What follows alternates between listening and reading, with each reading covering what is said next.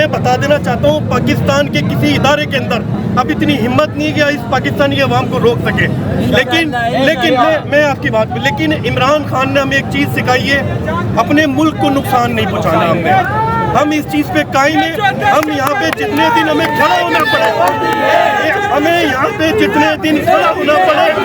یہاں کھڑے رہیں گے, یہاں سے ہٹیں گے نہیں. بسم اللہ الرحمن الرحیم. میں یہاں پہ یہ کہنا چاہتا ہوں کہ فواد مرزا میرا نام ہے, حیدرآباد سے میرا تعلق ہے, کہ یہ پاکستان کی تاریخ میں جو عمران خان نے جو کارنامہ جو انجام دیا, آج پاکستان کے آپ اٹھا کے دیکھ لیں, ہر شہر میں یہ احتجاج ہو رہا ہے, اور یہ احتجاج یہاں رکے گا نہیں. احتجاج دن بہ دن راتوں رات یہ بڑھتا جائے گا, کیونکہ انہوں نے عمران خان پہ ہاتھ ڈالا ہے. کوئی زرداری یا نواز شریف للو پنجو پہ ہاتھ نہیں ڈالا انہوں نے.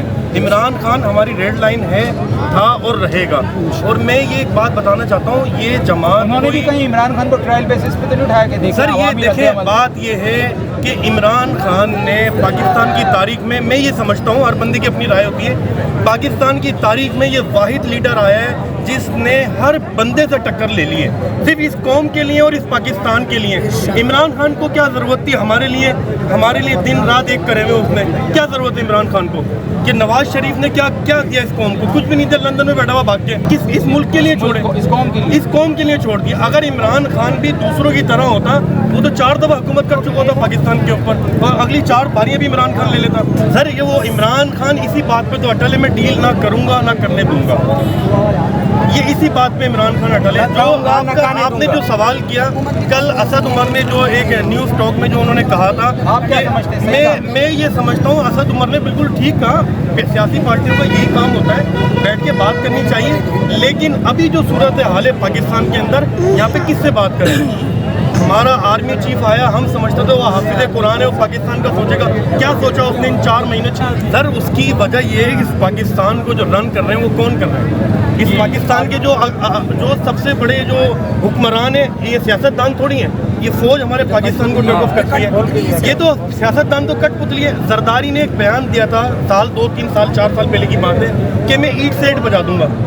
ہمارے اداروں نے 3 سال کے لیے آتے ہو, ہمارے اداروں نے زرداری کی کون سی اینٹ سے اینٹ بجا دی؟ کہ زرداری نے بیان نہیں دیا آج سے پہلے, کہ نواز شریف نے فوج کے خلاف باتیں نہیں کری, ان کو عمران خان کی باتیں نظر. اور عمران خان نے جو بھی باتیں کری ہیں آن دا ریکارڈ موجود ہیں, ہر پاکستان کی زبان پہ موجود ہے. جو عمران خان پہ قاتلانہ حملہ ہوا اس میں جو بھی ملوث تھا, جو بھی تھا, سب کو موجود ہے. کون ہے؟ ابھی میں 2 گھنٹے پہلے ایک ویڈیو دیکھ رہا تھا, ایک ادارے کے اندر ایک پولیس اہلکار پولیس کا ڈنڈا پکڑ کے گاڑیاں توڑ رہا ہے. وہ عوام توڑ رہی ہے. اگر عوام کو کچھ کرنا ہوتا, عمران خان کو انہوں نے گرفتار کرا کہ ہم پاکستان بند نہیں کر سکتے تھے. کسی کے باپ میں تپڑ نہیں ہمیں روکے. اس عوام عمران خان نے عوام کو کھڑا کیا ہے نا. اب پاکستان کے میں بتا دینا چاہتا ہوں پاکستان کے کسی ادارے کے اندر اب اتنی ہمت نہیں کہ اس پاکستانی عوام کو روک سکے. لیکن میں آپ کی بات پہ لیکن عمران خان نے ہمیں ایک چیز سکھائی ہے, اپنے ملک کو نقصان نہیں پہنچانا. ہم اس چیز پہ قائم ہیں. ہم یہاں پہ جتنے دن ہمیں کھڑا ہونا پڑے, ہم یہاں کھڑے رہیں گے, یہاں سے ہٹیں گے نہیں. لیکن میں اپنے سارے بھائیوں سے گزارش کروں گا کہ بھائی کسی املاک کو ہم نے کوئی نقصان نہیں پہنچانا. ہم نے یہاں پہ کھڑا رہنا ہے اور کھڑے رہیں گے, پرامن احتجاج کروا کے رہیں گے, اور انشاءاللہ تعالی عمران خان کی رہائی تک ہم اپنا احتجاج جاری و ساری رکھیں گے. عمران خان کو